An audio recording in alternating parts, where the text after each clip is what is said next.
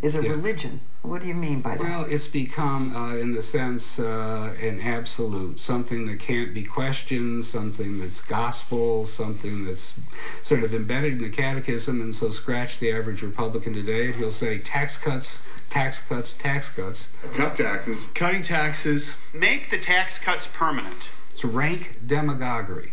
We should call it for what it is. If these people were all put into a room on penalty of death to come up with how much they could cut, they couldn't come up with 50 billion when the problem is 1.3 trillion. So to stand before the public and rub raw this anti-tax sentiment, the Republican Party, as much as it pains me to say this, should be ashamed of themselves. This from Ronald Reagan's old budget director, architect of the largest tax cut in American history?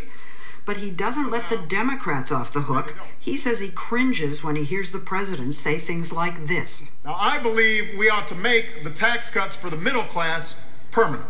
We have now got both parties essentially telling a big lie with a capital B and a capital L to the public. And that is that we can have all this government, 24% of GDP, this huge entitlement program, all of the bailouts, and yet we don't have to tax ourselves and pay our bills. That's delusional.